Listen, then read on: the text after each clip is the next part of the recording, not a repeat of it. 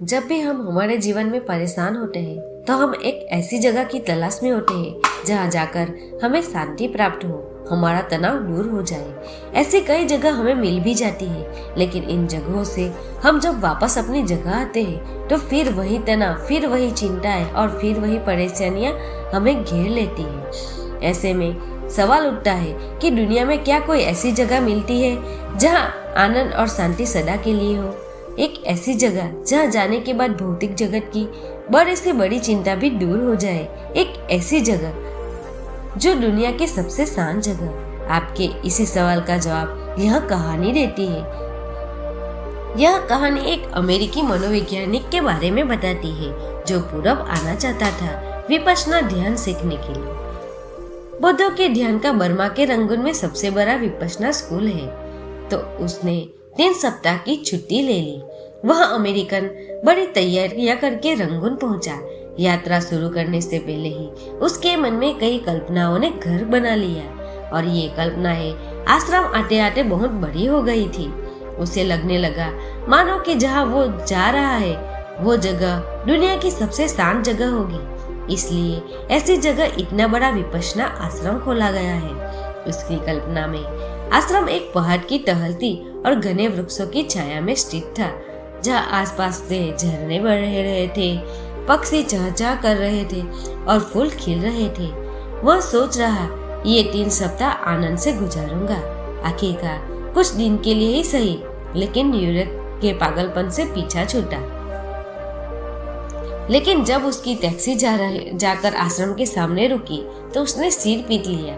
वह रंगून के बीच बाजार में था, मछली बाजार में।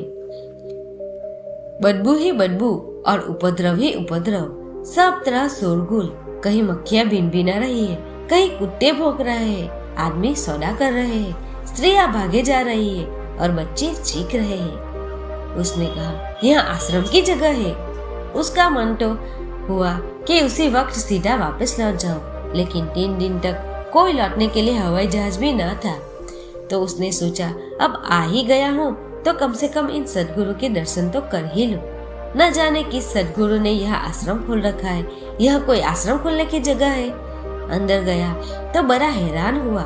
सांझ का वक्त था और कई 200 कौवे आश्रम पर लौट रहे थे, क्योंकि सांझ को बौद्ध भिक्षु भोजन करके उनको कुछ फेंक देंगे होंगे, गेहूं चावल इत्यादि।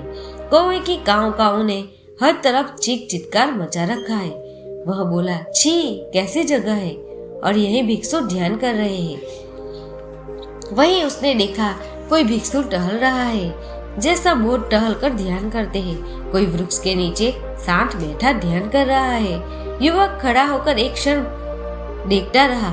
बात कुछ समझ में न आई, बड़ी विरोधाभासी लगी, लेकिन भिक्षुओं के चेहरे पर बड़ी शांति भी थी, जैसे यह सब कुछ हो ही नहीं रहा है, या जैसे ये कहीं और है, किसी और लोक में है, जहाँ ये सब खबरें नहीं पहुँचती, और अगर पहुँचती है तो कोई विक्षेप नहीं है। इन भिक्षुओं के चेहरे को देखकर उसने सोचा, 3 दिन तो रुक ही जाऊं। वह गुरु के पास गया और गुरु से पूछा, यह क्या मामला है, यह क्या जगह आपने चुनी है? तो गुरु ने कहा, रुको, 3 सप्ताह बाद अगर तुम फिर यही प्रश्न पूछोगे तो मैं उत्तर दूंगा। 3 सप्ताह रुक गया।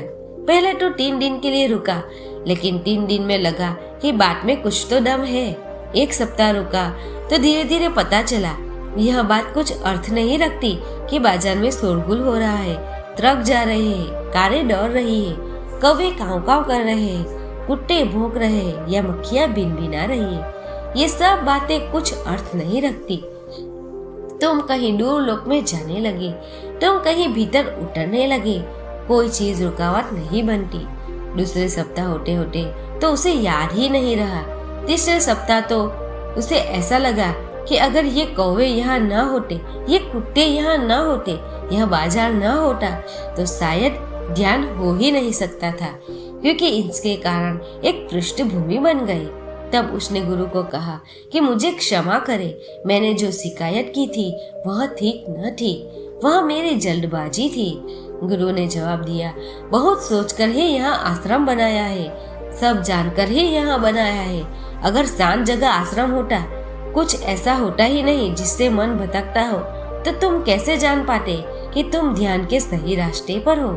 योग बाहरी अस्थिरता, अशांति और तनाव के बाद भी स्वयं को आंतरिक रूप से आनंदमय और शांत बनाने के लिए ही है। योग चित्त निवृत्ति निरोध, चित्त की वृत्तियों का निरोध ही योग है।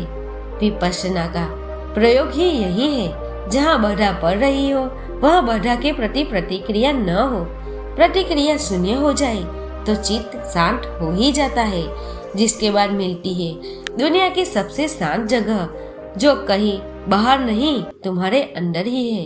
दोस्तों, अगर आपको मेरा वीडियो पसंद आए तो मेरे चैनल को सब्सक्राइब कीजिए, वीडियो को लाइक और शेयर कीजिए। धन्यवाद।